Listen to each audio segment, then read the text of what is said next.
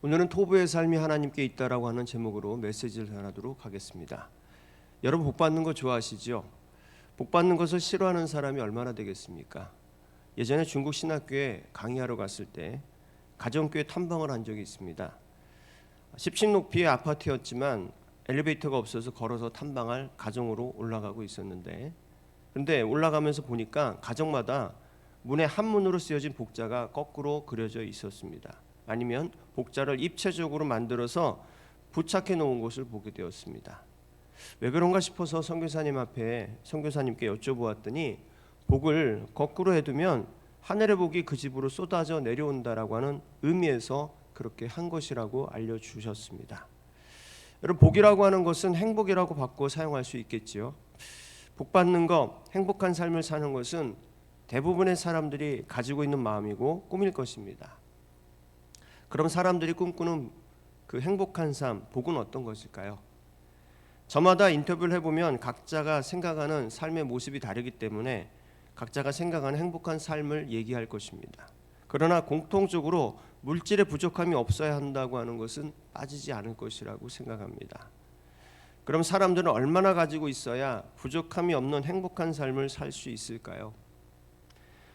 톨스토이의 사람은 얼마나 많은 땅이 필요한가라고 하는 제목의 단편 소설을 보면 인생이 결국에 차지하는 땅이라고 하는 것은 자기가 죽어서 누워있을 그 무덤 정도의 크기밖에 되지 않는다는 것을 우리들에게 알려주고 있습니다. 여러분, 만약에 성경에서도 행복을 물질의 부족함이 없는 것이라고 말씀하고 있다면 한없이 주머니를 채워야만 우리는 행복해질 것이라고 얘기할 수 있을 것입니다.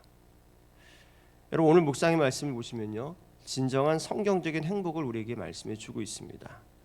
좀 더 쉽게 번역한 것을 보면 이렇습니다. 하나님을 가까이 하는 것이 저에게는 행복입니다.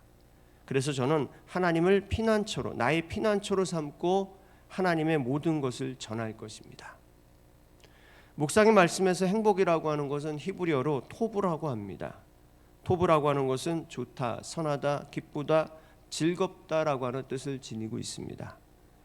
하나님을 가까이 하는 삶이 선하고 좋은 것이고 기쁘고 즐거운 삶이라고 얘기해 주고 있다는 겁니다. 선함이 있고 거기에 기쁨과 즐거움이 있는 삶이 행복한 삶이라고 하는 것은 누구나 인정할 것입니다.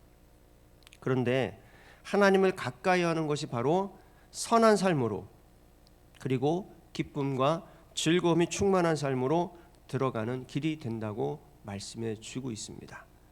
더불어 시편 1편에 보면 하나님을 가까이 하는 삶은 하나님의 말씀을 주야로 묵상하는 삶이라고 하는 것을 우리들에게 말씀해 줍니다. 그렇다면 오늘 말씀과 시편 1편의 말씀을 더하여 깊이 묵상해 본다면 오늘 여러분의 삶이 말씀을 묵상함으로 하나님께 더욱 가까이 가는 삶이 되어 간다는 것이고, 그리고 그 말씀을 묵상함으로 우리의 삶은 행복한 삶으로 나아갈 수 있다고 하는 것을 우리들에게 성경은 메시지를 주고 있는 것입니다. 아무쪼록 여러분, 말씀을 읽고 묵상하는 삶을 통하여 하나님과 더욱 가까워지시고 하늘로부터 주시는 행복한 삶을 살아갈 수 있기를 주님의 이름으로 간절히 축원합니다.